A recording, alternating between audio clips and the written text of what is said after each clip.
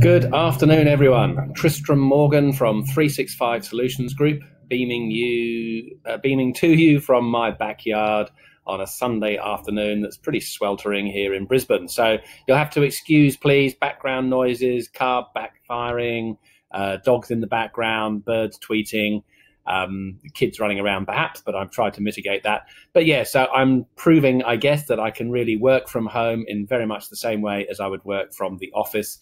Location is completely irrelevant. All I need is a device and an internet connection, and I can log in from anywhere on any device and work as if I was in the office. So I want to talk to you a little bit about how you might be able to achieve the same thing.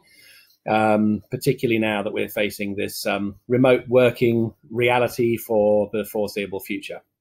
So without further ado, we'll kick it off. Now, one of the things that I want to talk about that's not strictly my area of remit, but we do bump into the sides of it, is the work from home situation regarding policy, compliance, safety, etc.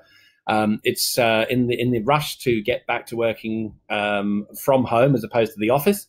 This has often been overlooked. But it's really important that you get your OH&S requirements locked away. So you're still, as an employer, responsible for the safety of your staff in their working environment, even if it's from home. So make sure you conduct checks now. It's a good idea to have a work from home policy as well, in terms of what the expectations are, hours of work, all that sort of stuff. But when it comes to safety, that's really important. So you can just Google work from home safety checklist Australia. There's a link on the screen here that you can go to as well, but that's tricky to capture. But basically just Google that form and you will see something like this, which is the safety checklist that people can fill in themselves whilst you can't conduct the checks physically in their home environments during this period of social isolation. You can certainly get them to do that and send it back to you. And at least that just gives you some level of protection. So that's the first thing out of the way. Now, some of the other things you need to consider about working from home is the comfort factors, such as do people have a suitable chair, desk, working space, etc., to be able to work? And if not, is there something you can do, such as providing them with an extra monitor, a better chair to be sitting in for large chunks of the time, large chunks of the day at one time, to be able to work effectively? That's something just that your safety checklist will certainly help you to determine. How fast and stable is the internet connection that they're using? So as we're all working from home, the average home internet service is getting slammed like all the others in the street. Kids are working from home. Now at school holidays, they're still going to be streaming Netflix and videos and TikToks and God knows what in the effort to amuse themselves while they can't get outside and go and hang with their friends. So yeah, it's really important that you have an internet connection that's workable. If not, then you'll quite often find that tethering your mobile phone is better than using the home internet service. And you can also, if you can find stock of them, get a mobile router with a SIM card in. Gives you something like 100 gig for $60. Worth looking into if people are having problems with their internet connection. So the other key thing about working from home and using their own device or your device is if your staff are using a company device to access personal data, email accounts, etc., or if they're using a personal device to access company information, you really need some policies around that and some security checks and standards in place. This is always the case, just more so now because we've got more and more people working from home, and there's going to be a mixture of their own devices as well as anything that's provided by the company. So something you need to bear in mind is, have you taken steps to protect your data? If you're mixing that business and personal, then you are a little more vulnerable than you would be if people are using a computer of your provision in your office. So that's something that you need to consider. Is their work backed up? People working from home is great. They're being productive, hopefully. Where is that data being stored? Is it on their personal computer? Is it in the cloud? Is it on your work device, but you can't necessarily get access to it if they're offline? Just really worth thinking through how you can recover that information should you need to, in the event that, God forbid, they fall sick and they can't work. Can you get access to the work they've been performing? Those sorts of things are really worth thinking through. And we can help you if you get stuck on how to go about that. But it's definitely, you can find all sorts of help online to guide you on what you need to do around that security stuff as well. Can they get access to all the information, documents and applications they need to work productively? generally speaking, we're not building our systems designed with remote working as a fundamental principle of what will need to happen. But obviously that's all changed. So we need to make sure that we can work productively. So the idea of this presentation is to give you some ideas on how to do that. So typically working from home involves a VPN that's probably built for some employees to simultaneously connect to the office, but not all. We're normally, looking at a percentage of people outside the office at any one time. But sometimes we've got authentication tokens that are required to get access to systems and servers. But usually we're still not giving access to everything as a standard. So not all data and not all systems are being exposed for external access. That's obviously got to change, because it could be months before we're returning to working back in the office. So we need to make sure that everything is accessible from the office as much as possible. One standard from working remotely or from home is that using a mobile phone or a home phone for occasional calls is usually fine if it's just now and then. But if it's the standard and you're now working from home full time for the foreseeable future, do you really want to be giving out your mobile or home number for people to call you about work related stuff?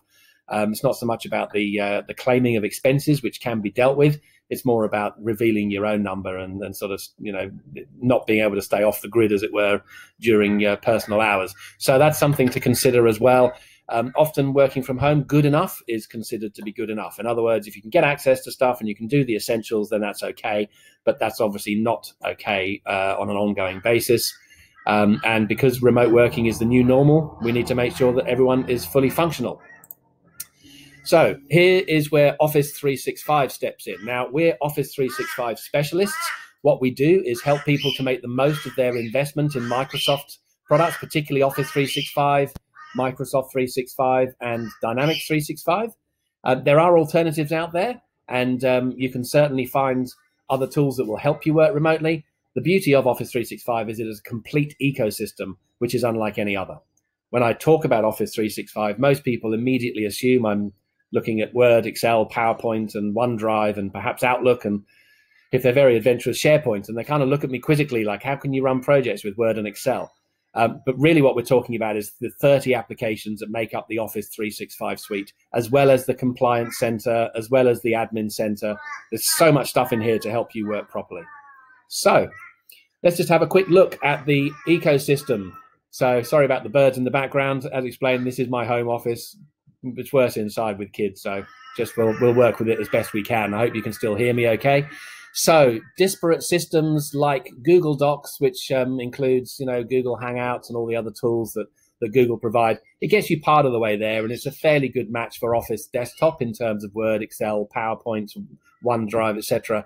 But when you start to look down the list, a lot of people will be using Tableau or ClickView or some other reporting tool, whereas Power BI is out of the box with Office 365 and is a very powerful reporting tool that's built from the Excel platform. So it's quite familiar with a lot of people, even if they've never used it before. It's quite easy to get up and running. Then we have Trello and Monday.com and other similar workforce planning tools, where Microsoft Planner is out of the box, does something very similar. Vimeo, an equivalent within Office 365 is Stream, which is kind of like the corporate YouTube channel. It's where you publish information internally for people to access. WhatsApp for Business is a way of people often keeping in touch with their staff that aren't on the corporate network. So in other words, they don't have an email address and they don't have access to all the corporate systems. But Microsoft Kaizala is again part of Office 365, does a very similar function, ideal for shift workers and frontline workers who don't need access to the full suite of tools all the time. Zapier, If This Then That, those are tools that allow you to make workflows so that if something happens in one tool, it'll also happen in another tool. So for example, if I put a blog post published on my website, that will then also appear on my LinkedIn company page, my Facebook page, and my Twitter page. So publish once, see the benefit 4 times. That's a typical example of what a Zap or a Flow would do. So Flow, we're now called Power Automate in Office 365. Part of the suite, it's available, does much the same thing. Box, cloud storage for documents. SharePoint does very much the same thing, but SharePoint is also an awful lot more. So not only is it designed as a very powerful document management system for sharing data internally and externally very securely. But it's also a fully fledged intranet. So it's a great place to publish information that you don't really want to clog up people's email inboxes for, but stuff that's not urgent, but that they should know, events coming up, company announcements, etc. And it's a great place to pull in other applications that people need to access every day. And SharePoint also is a bit of a workflow engine. So it helps you do simple things like automate flows, such as I'm publishing a document to the policies document library within SharePoint. But before it gets to be seen by everybody, it's got to go through a system of approvals. So upload the document, that'll email the people who need to know about it. When they approve the document, it gets published. So all handled through workflows in SharePoint. OneNote is a very cool tool. A lot of people are using something like Evernote. The great thing about OneNote is particularly useful for collaboration in times like this, and we'll cover that in a bit more detail later on. But it's a digital notebook that allows you to do a whole bunch of things, and it's always available to everybody that is on the company domain. So very useful for sharing information pretty much instantly. Microsoft Forms is a tool that allows you to do things like survey people, similar to the way you would with SurveyMonkey, send out a form, collect answers. Jotform is another tool that's kind of similar that people use as a third party. Now, Microsoft Teams is something that we're going to spend a little bit of time focusing on because it's excellent for team collaboration, online meetings, voice and video calls. So it started off as a competitor to Slack. So Slack has been around for a number of years and got great traction, particularly in the IT space as an instant messaging tool.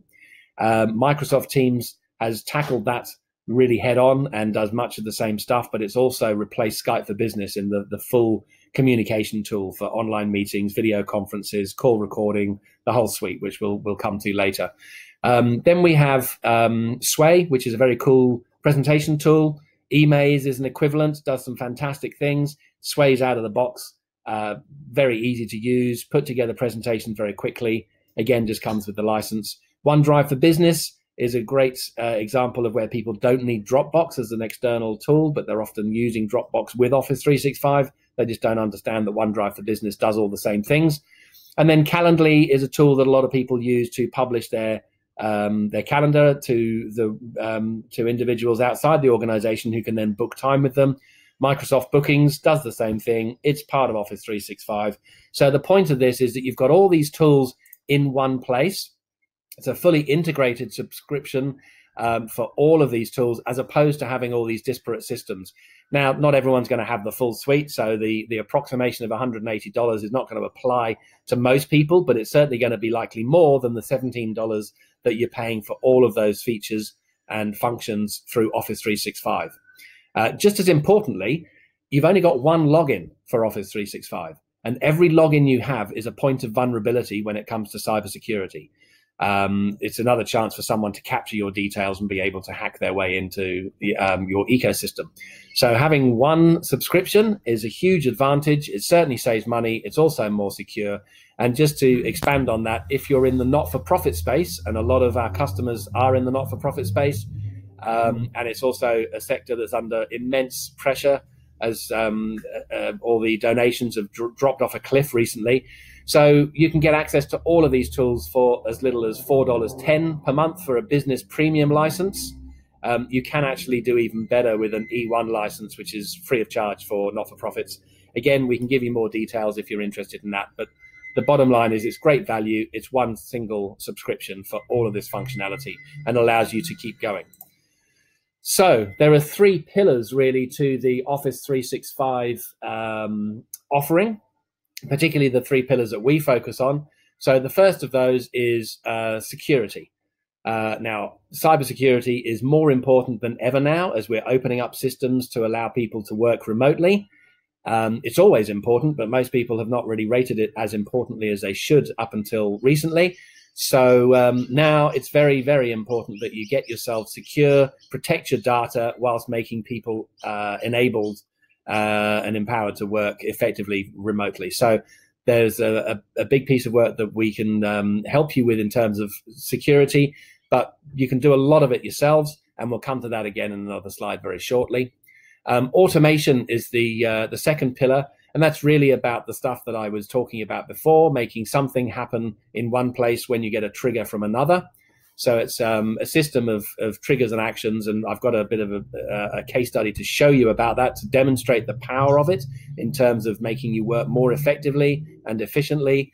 And integrating separate software platforms is a key part of that, getting systems to talk to one another without human interaction. And the last piece is Power BI for reporting. So what is it that your staff are doing? How much time are they spending online and working each day? How much work are they getting through? How many meetings are they attending? All of this stuff is available in reporting in one way or another through Office 365. And Power BI is really very powerful to be able to pull information from a bunch of different places to give you an holistic view of your business. So we use Power BI, for example, to keep track of our cash flow, our sales pipeline, so we know what's likely to be coming, our work in progress and projects, so we know what work we're doing and what our capacity is. And it just gives us one place to go and look to see how we're performing against a whole bunch of metrics, and enables me to do some sensible planning around sales and resources and general workforce planning. So those are the three core elements of Office 365. We'll just start with cybersecurity. Again, something that you can't take lightly now that you're trying to encourage people to work from, well, you have to enable people to work from elsewhere. So first of all, exposing your data and systems to the outside world is now necessary. So how are you going to mitigate the risks that naturally come with that? If you've got a server sitting in your office and it's not connected to anything other than internal systems, it's obviously more secure, but it's also far less convenient. So you've got to get the balance right between security and ease of access. And that really comes down to an individual question or decision about what is your appetite for risk. Some businesses have personally identifiable information, and that may include details of credit cards, it may include health records. There are all sorts of things that are sensitive information that you really have a legal responsibility to protect. And there are other businesses where they don't really hold any of that sort of information, and they can afford a little bit more of a risk in terms of data being exposed because it's not going to compromise anybody outside their own business. And as long as they've got a way of mitigating that and recovering very quickly, it's not such a loss. So that's going to be an individual position or stance for every business. Now, Office 365 has comprehensive options for securing data, including backups and recovery. So cybersecurity, the analogy we use is a bit like security in your house. If your house has got bars on the windows and an alarm system, and it's all very obvious, you're going to be much less likely to be burgled than the house next door that has none of those visible signs of protection. But even if you're a criminal and you're a little bit more discerning in your targeting, and you say, well, obviously the guys with all the bars on the windows and the security system, they have more to protect. So let's turn that over. Let's focus our attention there. So perhaps you could envisage a burglar breaking in through the ceiling, taking roof tiles off and dropping down through the ceiling into your house. If they find that all the doors are locked internally and everything valuable is secured in a safe or otherwise locked down, it just becomes very much less attractive to focus their energy on in terms of trying to steal from you than the house next door that's got no protection whatsoever. So they're likely to move on. So that's really the analogy. You can't ever make yourselves bulletproof or impenetrable. What you can do is mitigate the risk and have ways of recovering very fast if that should happen. Sorry, noise in the background, just the way it is. This is my home office. So multi-factor authentication. This is a really important step. This is the most fundamental thing. If you take one thing away only from this presentation today, I would love it to be that you are going to protect yourself with multi-factor authentication, which means that when someone manages to compromise your username and password and is logging in as you, they're not going to be able to do anything because they will need to get the code that is sent to your mobile phone. So that's the first step that you can take, and it's fundamental. We've had customers phone me up and say, why am I getting all these codes from Microsoft? It's a real nuisance. I've had 10 of them today. Well, the good news is that you're being protected 10 times over from someone hacking your system. And the thing you need to do next is change your password because it's obviously been compromised. So multi-factor authentication, sometimes called two-factor authentication, is the most important thing you can do from a cybersecurity stance to protect yourselves. But there's also a tool called the Microsoft Secure Score auditing tool, which allows you to run a report from the admin center, from the security and compliance center within Office 365, and that will give you a report on how secure you are on a whole bunch of different metrics. Now, some of those are physical things like, have you switched on this policy? Have you enabled that security feature? And some of them are more like, how many admins do you have registered for your Office 365 tenant? It's a terrible idea to have one admin, because if something happens to that person and nobody else has the login details, you can be stuck. And it's a terrible idea to have everyone being an admin, because that means if anyone is compromised, then they got access to they've got the keys to the kingdom, effectively. So you want to run that secure score to see what your security stance is, and then it will give you ways to improve that. It is a bit tech speak. It's not necessarily easy to interpret what they're talking about in terms of policies and actions that you can take. So we've developed a security audit that allows you to make more sense of that in lay terms. But it's certainly something you should be doing. Is if you're using Office 365, go to Run the Secure Score. Google will tell you how to do that, and you can then interpret the results and make sure you improve your security stance. So now let's talk a little bit about the collaboration tools within Office 365.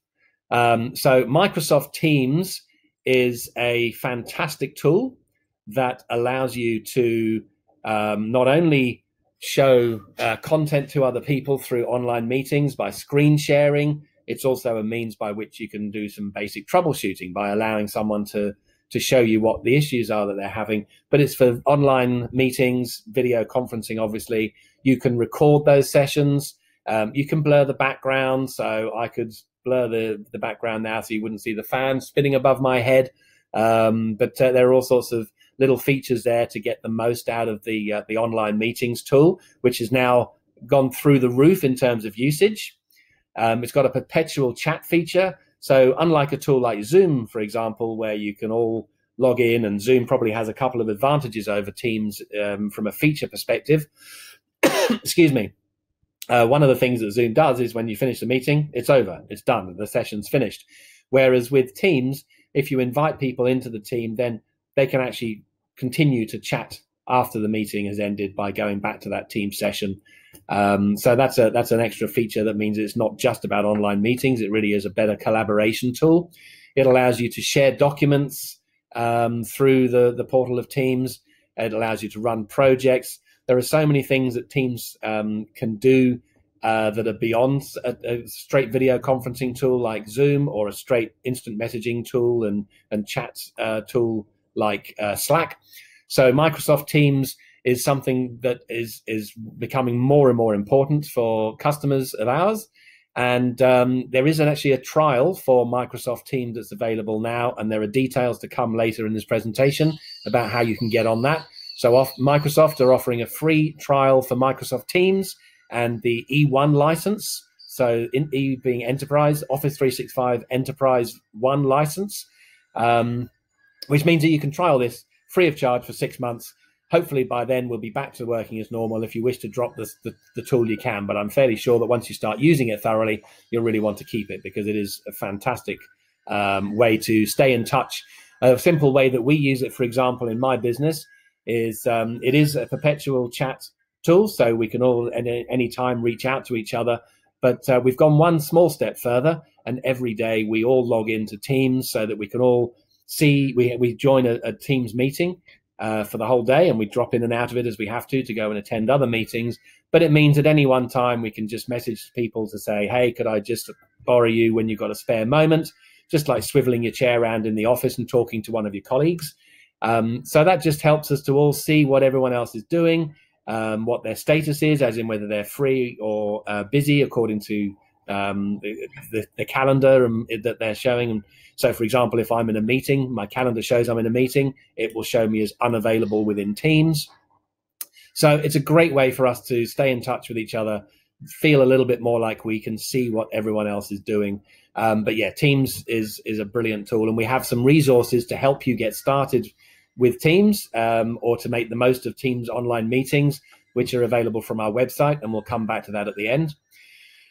So I strongly encourage you to get on board with that free trial if you don't already have it. And if you do already have Office 365, start using Teams. I'd be surprised if you haven't been dragged into it by now by the business encouraging you to do so, but it's there it's fantastically valuable. Please start using it. So now SharePoint. SharePoint is the tool that I described before, which is very much the document storage system, the document management system. But it is so much more than that, because as an intranet, it's a place for you to go and store information that people can access at any time that they're connected to your system. So company announcements, you can use SharePoint as a front end to all sorts of things. So there are businesses that use it for, they'll install little world clocks and weather widgets, so that if you've got people in different countries or different parts of the country that you're communicating with, you can see what their local experience is, what time it is, what the weather is, etc. Loads of different things you can do from an intranet perspective to make people feel a little more connected. Even more important at a time like this, where we don't physically see any of our colleagues for weeks on end. So SharePoint is something that, if you don't already have it, we strongly recommend that you look at it. The workflows that I already mentioned, there are lots of different ways that you can use workflows and digital forms to get rid of paperwork. When you're running a piece of paper from one desk to another, it's a fairly simple process. But when you're working from home and people won't necessarily have printers set up, they're certainly unlikely to have fax machines. Whether they have scanners and so on is hit and miss. So by having digital forms, you remove all of that issue. So an example would be that you could have an expense claim or something, let's say an expense claim that you want to make. So you can go into SharePoint and click on the expense claim button, and behind that you just build a little workflow that allows you to enter the information about what the reason for the expense was, when it was incurred, etc. Allocate the cost center if applicable, if it doesn't already pull that from your profile information within Office 365. Upload the invoice and submit for approval. So that's just one example of the many ways in which you can use SharePoint to automate your processes, get rid of paperwork, keep everyone connected. So very, very valuable. And in fact, one of the things that we've done 18 months ago, we released a SharePoint Kickstarter bundle, which incorporates a full document management system and intranet, plus a couple of workflows, which incorporates digital forms too. And that's available out of the box. Again, details are on our website, so you can be up and running within a few days. We can conduct training. We've got user guides. The whole thing is ready to go. So if you haven't touched SharePoint and you don't know what it is, and you're thinking it sounds like it's complicated, difficult to scope, I don't understand it, it could be expensive, we can have you up and running within a week for a surprisingly small amount of money. Again, details on our website. So OneNote. Now, I mentioned OneNote before as a digital scrapbook. So it's really a place where you can collect information, and that can be, you can freehand draw within the application. You can store videos and photos in the application. So the way that it works, if you imagine you've got a bunch of different tabs, or within those tabs, you can then have pages and sections. So really, if you think about the way that we use it, I go to meet with customers, and I will take notes from that conversation that we're having within OneNote. So I'll create a section which will be the customer name. And within that, I'll create a page which will be the meeting that we're having. And so it's like, this day, these are the people present, these are the things we talked about. Now, the great thing about OneNote is that once I've finished taking my notes, uploading all the details that I want to, videos, photos, and drawing diagrams, etc., if necessary, that's instantly available to everybody else within Office 365 in my environment. So I can literally contact someone after I've left a sales meeting and say to someone in my back-end office, hey guys, I've just finished this meeting. Could you use that the notes in OneNote to draft an email to the customer to just say, just confirming that these are the things we've understood about your business. Is there anything we've missed or anything that you need to add as an afterthought? Do you have any questions about the next steps?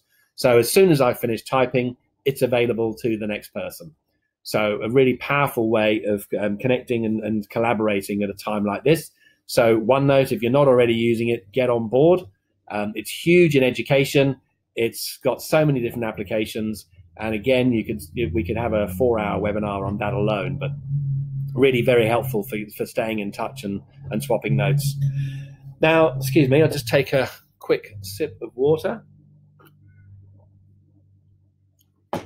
So the desktop apps that most people associate with Office 365 when they hear the term, being Word, Excel, and PowerPoint, and to some degree OneDrive and Outlook, these apps are really powerful in themselves for things like co-authoring in real time. Now, it has been around in G Suite, in Google Docs for a little bit longer, but Microsoft have now had in Word and Excel and PowerPoint the ability to invite someone to work on the document that you're working on. And so you can literally collaborate and communicate. So I might be in one part of the document and you will see a little icon which shows that Tristram is here, and it will show you where I am and what I'm typing. And as I'm typing it, you'll see it appear. As I'm deleting things, you'll see that disappear. And you'll see where you are. And you can have multiple parties. So it's not just two people. You can have 3, 4, 5 or more. It doesn't get very practical after that. But let's say that we're working to a deadline, and one of my team is working on the executive summary and I'm fixing up the pricing. We can be doing that at the same time. I see what she's doing, she sees what I'm doing, and we can communicate to each other through the comment section there, just to understand what we're both doing. So that doesn't even need us to be in a team session, even though that's something that we're also doing. And the comment sections in documents. So if you're writing a document under the review tab, there is an option to use comments. So even if you're not doing it in real time because your colleague isn't available and you're wanting to put together a document and get some feedback or other input from them, you can write some comments. When you save the document, you can send a link to that if it's saved in SharePoint or OneDrive, rather than sending the document itself. So it cuts down on the email traffic, cuts down on the attachments that you're sending and the bandwidth that you're using, which when you're working from home is really important. So by using comments and then saving the document, the other person, when they open it later, will see your comments and be able to respond to them and act accordingly to your request. So it's again, lots of little features within the simple tools of Word and Excel that most of us have been using for decades.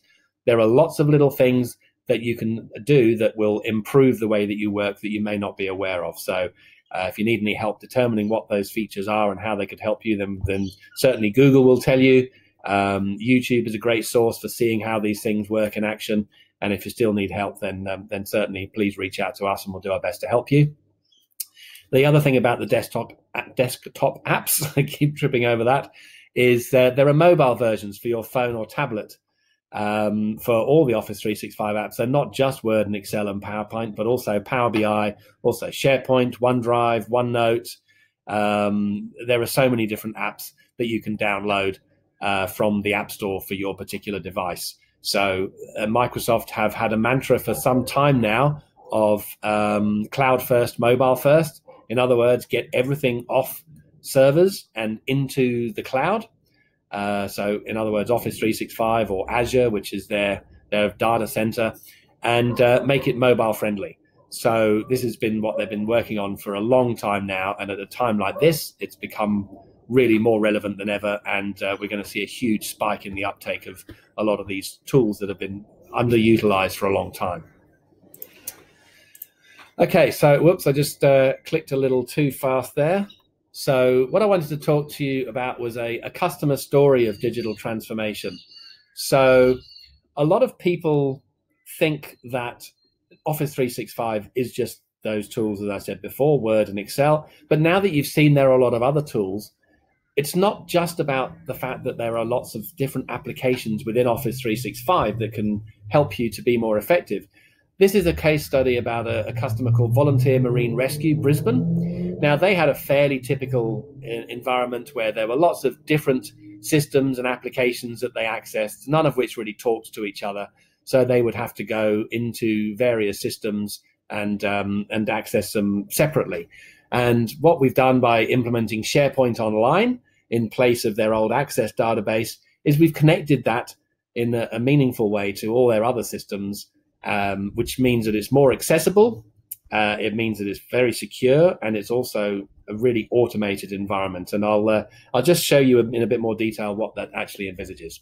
So Volunteer Marine Rescue, the situation they used to have was that their members would access, or their prospective members would access the website, and enter their details to express interest in becoming a member. That information would then be processed by the volunteers internally, who would use a VPN to get to their Access database, and they would enter the details. So from there, they would also enter that same customer information that came from over here in the website, and they would enter that into MYOB to create an entity, or a card as they call it in MYOB, to invoice the customer. So that would basically be sent out, and then the information would be updated into Access once they paid. So from there, we also had a security system which allowed access to the premises. So there's a boat ramp there, as well as a number of hard stands for people to store their boats. And in order to get access, you'd need a security swipe card to get through the boom gate. And that was manually done by the volunteers internally. Excuse me. Then they'd also enter those customer details into MailChimp so they could keep them informed about events. They could send out information as they needed to via MailChimp, but it was, again, a manual process. And lastly, when people were in need of being rescued, so you'd have Volunteer Marine Rescue Brisbane, they'd send a boat out into the bay to go and rescue someone, and then they'd have to VPN in through a laptop to get to the Access database to check the status of the member as to whether they should be towed, whether it should be towed at a charge or whether it should be free of charge, what their status was, whether they were paid up members, etc. So really a lot of different moving parts, and none of these systems talk to each other. So these poor suckers here, the volunteers, would have a lot of work to do to manage all these systems. There was also the need to keep insurance documents up to date. So, for example, if you had a boat and you were bringing it onto the premises, you needed to have that insured, and there was a requirement to see that insurance to make sure that you were meeting compliance standards for Volunteer Marine Rescue, VMR. So it was really about them not being exposed. And that was, again, something that would be manually checked and recorded. So very labor intensive, lots of different systems. So this is how the system has changed through Office 365 being applied to this problem. So first of all, we replaced the Access database that was requiring a VPN to get to it with SharePoint Online. So it's available in the cloud from any device, from any internet connection. And of course, therefore, we implemented multi-factor authentication to make sure that's a secure login and that only the right people get to it. So it's not just the volunteers who have that convenience, but also, just as more importantly, the people operating the rescue boats out in the bay. Then we've also populated the information from the request that was placed to become a member on the website directly into SharePoint. So that's dropped the level of complexity. And then SharePoint actually keeps the records of the insurance records for everyone as well. So at the time they're expressing interest in becoming a member, we then check their insurance details to make sure they're paid up. And there are a series of notifications, like I was talking about before. There are these workflows built within SharePoint. So you can now say, if this expiry date is coming up within 1 month, send out an email to this member to say, you need to renew your insurance, and please send us a copy of your renewed certificate once you have it to ensure that your access is maintained. So very much removes the human element from a lot of these processes. So we've also integrated SharePoint with the security system, and this can all be achieved through, we've written an applet in Excel in one case, but most of these integrations are actually through Power Automate that I mentioned before is the tool to connect all of the various systems. So the security system has nothing to do with Office 365, obviously, nor does the website, nor do all these other tools. But because we're using SharePoint and Power Automate, we can connect to pretty much everything in their environment. So it's really powerful. We've also built a flow to update update MYOB from SharePoint. So when a new member enters their details into a website and that then populates SharePoint, it will also populate MYOB with a card for that person so that they can be invoiced. One of the final stages of this whole process that we're going through is helping them to automate the online payments of the invoices so that there's no human intervention required in sending out the invoices even, or marking them as paid. That can all be chased automatically. So once the invoice has been sent out and it has been paid, MYOB will then populate SharePoint with the information to let them know when the membership expires. So just removes all of that manual work that was required. SharePoint also then populates MailChimp. Again, I think that's the very last piece of the puzzle that we're in the process of building now, to make sure that really there's no real work other than managing the exceptions, as in a customer here might fill in their details in the website, and that should just flow through from there through all these other systems, including the security system. They'll be granted access or denied access based upon their membership status. And all they need to do now is say, for example, why is this record not showing up properly? How come MyOb didn't create the card? And it might be, for example, someone's entered their postcode in the wrong field, or they've duplicated the record because they entered it twice. So it's really just now about managing the exceptions rather than having this onerous workload every year for all members. So Office 365 can help them in a whole bunch of different ways. It's improving service delivery and reducing the costs. Much as they're a volunteer organization, it's still an overhead to get people to perform all that work. It measures client outcomes and service efficiency. So through surveying people, you can get some really good intelligence about how their system is working. There's protecting or auditing your existing environment and making recommendations. So again, Office 365 tools can help you to do that. Protecting your sensitive data from cybersecurity breaches, really important. Implementing world-class data security measures. These systems are in place in massive enterprises across the world who rely heavily on these tools to make sure that only the right people are accessing the right information in the right way, and that anything that looks like an anomaly, such as, someone's just logged in from Sydney and yet they logged in only 2 hours ago from Brisbane. Unless they've invented a teleportation device, that's not possible. So let's prevent access. There are all sorts of checks and balances in place to keep you secure. It improves your commercial viability with business intelligence. So it helps you to understand more about your environment and how it's all working. It streamlines cumbersome processes with digital automation, as we've just seen with Volunteer Marine Rescue. It improves information management and accessibility. And here's a real kicker. It can raise the productivity of staff by up to 30%. Oops, I've just clicked too far, sorry. Now, when we talk about that, we're really talking about all the little tasks that it can save you time doing every day. So as a very simple example, and just imagine how many times this can be applied each day. I go to set up a meeting with someone. I want it to be a Teams meeting. So rather than go to Teams, set up the meeting, copy and paste all the details, go to Outlook, create the invitation and paste it in, I don't need to do any of that as I would with a third-party tool. All I do is create the invitation within Outlook and press the button that says Teams meeting. And it just populates all that information to say, this is the link to click on. If you can't click on it or you're not going to be online at the time, here's the phone number to dial in with the conference details. So it's just done, literally one press of the button. And that's an example of the dozens and dozens of tasks that we can automate and remove from manual work. So when you work out the number of times people do that each day, times the number of people, times the dollars that you're paying that person every hour, it builds up a really compelling ROI very, very fast when you can streamline processes and save all that time every day. It integrates separate applications and tools. And with Power BI, you can develop some world-class data analytics dashboards.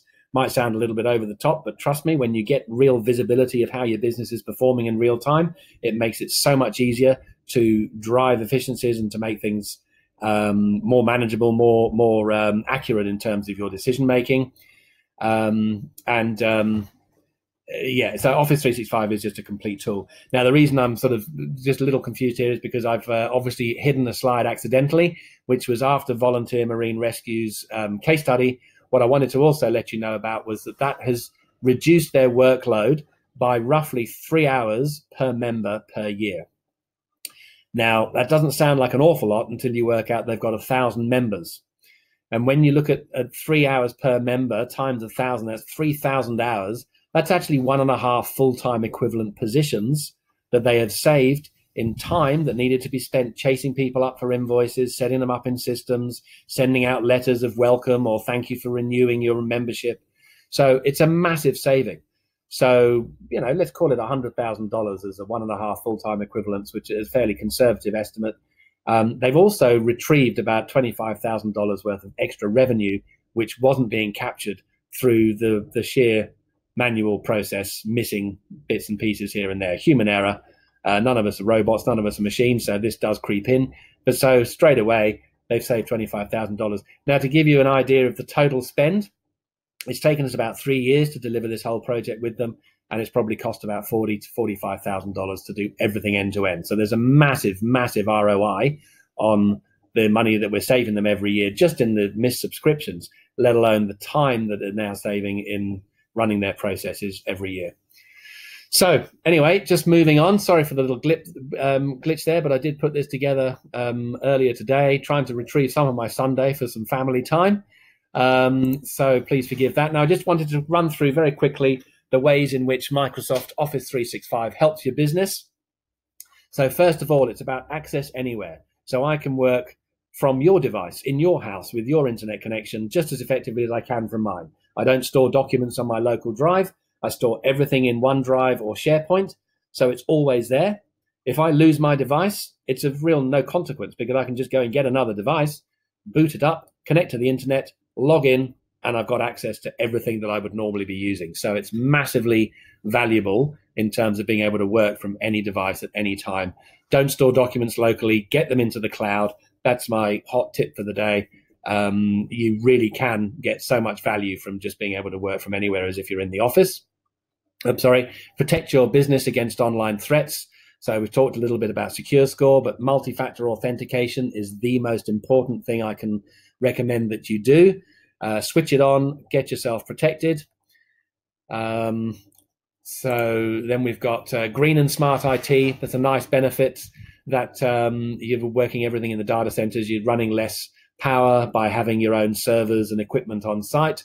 So it's a really, really nice little benefit that you're actually helping to reduce your environmental footprint. Work smart with automated daily workflows. We've talked a lot about how we've achieved that for volunteer marine rescue.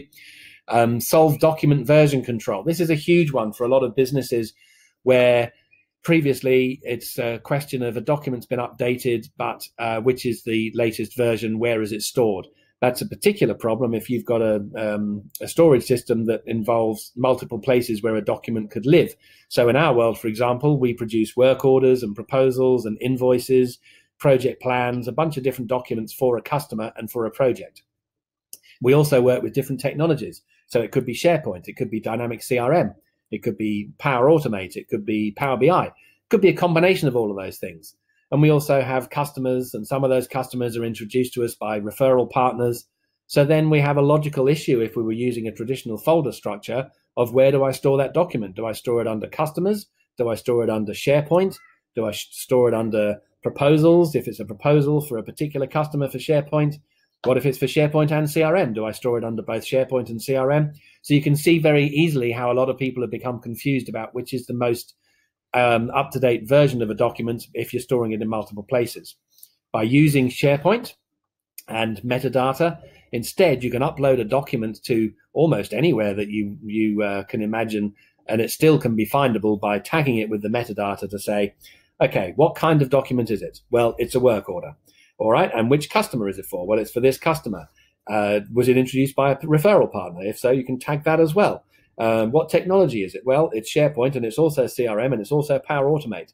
That way I can go back later and look for all the documents that relate to SharePoint and CRM that are proposals, and it will filter that information and give me all the latest results. So version control also means that if I happen to overwrite a document and someone disagrees with my changes and wants the older version, they can go back to that document within SharePoint, click on version control, which is a menu item next to the document, and look at all the history of the various versions and restore it back to the latest one. So they don't have to overwrite it. They can store my older version somewhere else. But version control is really powerful for making sure that you're working on the right document at the right time. Okay, single integrated platform, that we've talked about that at length. Communicate seamlessly. Now, Microsoft Teams, we've covered a lot about that. One of the things that I haven't mentioned about this that I probably should is that Teams can be used for voice calls as well, very easily. Excuse me. So there are some licensing dependencies to make that happen. There is some configuration required, and you do need a voice over IP call plan to make this happen seamlessly. But for those people who are now working from home, which is pretty much all of us, and you're having to use your mobile phone or your home phone for calls, you can now seamlessly use your desktop phone by enabling Teams voice calling, implementing a voice over IP plan so that you can have your call answered on your mobile device through the Teams app. You can have it answered on your desktop through the Teams app. And all you need to do is click on the call. You can make calls, you can take calls, and you just use the audio through your PC, just like I'm doing now to record this session for you. So if you don't want to be using your mobile phone or your home phone to make calls while you're working from home for the foreseeable future, certainly the next month or two, then we can help you to enable Teams calling to make sure that you are not having to use your own device, so your own mobile phone plan or your home phone. So really, really significant enhancement there. Point number 8 is just that it's a pay-as-you-go subscription, so you can cancel at any time. If you need to ramp up right now to get everyone working as well as possible, and you decide to ramp that down later because everyone's back in the office and they don't need all of these tools, I can't envisage that happening, but if it did, then you can certainly cancel those licenses. Also, if you order a bunch of licenses now and your team shrinks over time or grows over time, you can expand and collapse that subscription as you need to. And lastly, frequent updates from Microsoft. So you always have the latest version of Word, PowerPoint, Excel, OneDrive, SharePoint, etc. Because it's in the cloud, because it's managed and monitored by Microsoft, every time they roll out a new feature, you just get it. So you don't have to make sure that you've got upgrades. You don't have conflicts of versions of Excel, for example, where this version is too old to be opened in this, or your version of Excel is too old to open this document, etc. So frequent updates is really important. And lastly, Power BI, which is the really powerful reporting tool, may not be your most burning issue today or tomorrow, but it's likely to be that over the next week or two, you really need to get some more visibility about how well your team are performing, because you need to keep them productive in order to keep in business. The more businesses that we can keep productive and healthy and functioning through this COVID-19 social isolation period, the easier it will be to recover economically once we all get back. So really important stuff. Okay. I won't go through this screen too much other than to just suggest that you can store information on your local device. You can use OneDrive and SharePoint to map folders to your device so you can work offline.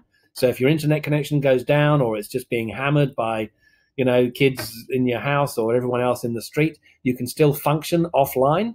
But then when you get back into internet connectivity, it will automatically sync with your cloud version so that if you should ever lose your device, if that should ever have what I've had happen back in the day, like wine meets keyboard one evening, or you lose it in the back of a cab or whatever happens, it just gets otherwise destroyed, you've still got a backup version, but you can work offline so that it's not dependent upon you being constantly connected in order to be functioning. The caveat around there is that some of the Office 365 base licenses, like the E1, you don't get new versions of the desktop apps like Word and Excel. You need to use those versions online. If you've already got older versions, you can continue using them. You just don't get the updates. Okay, I really need to wrap up now. We're coming close to the hour mark. So next steps, if you don't already have it, as in Office 365, get a 6-month free trial from Microsoft right now by going to our website, which is 365solutions.com.au/Teams-trial. And or you can just Google Microsoft Teams trial. That's another way to go about it. But basically, we can help you through that process. We can guide you through choosing your tenancy name, registering your domain, migrating your emails, etc. If you need to get up and running quickly, we can help you with that in a real hurry. Run the Microsoft Secure Score once you've got it, or if you're already using Office 365. Get protected now as much as you can. Definitely switch on multi-factor authentication, but use all the tools at your disposal to protect your data. It's really important. Cyber activity from a criminal perspective has really stepped up in recent times, which is a terrible thing, but it's a reality we're all facing. Also, start using Microsoft Teams for secure online meetings and to stay connected. So it's not just for meetings. It can keep you and your team all talking to each other throughout the day, every day. just to make sure that everyone feels like they're still working and pulling in the same direction and working together. And you can download some resources that we've put together, such as how to make the most of Teams meetings, how to let staff go if you need to do that, and remove their license from your Office 365 tenant, but retain all of their emails and data, how best to work remotely. There's a mix of our own resources that we've put together, as well as Microsoft resources that we've got together on, again, 365solutionsgroup.com.au, this time /resources. There's a whole bunch of stuff that can help you. And other than that, you can email us at sales@365sg.com.au, and we'll reply within 24 hours. We are being pretty smashed at the moment, hence me doing this on a Sunday afternoon from the backyard, but we can definitely get back to you pretty quickly. You can also call us on 1300-228-744, and that will come through to any one of us using Microsoft Teams to distribute those calls to a number of different staff. So very, very cool stuff. Look, thanks, guys. I really appreciate your time. I hope you found something of value in here. If you're not using Office 365, you're probably missing a trick, because whatever other platforms you're using, you don't get the same cohesive single environment that gives you access to all of these tools. And as you can see, it's not even just about having Office 365. It's about pulling all your other systems into one place to give you a proper working environment where everything is managed from a single source. So stay well. As I like to say, stay safe, stay healthy, and stay home. So hopefully we'll get out the other side of this before too long. And in the meantime, I wish you the best of luck in staying productive and staying in business. Thank you very much.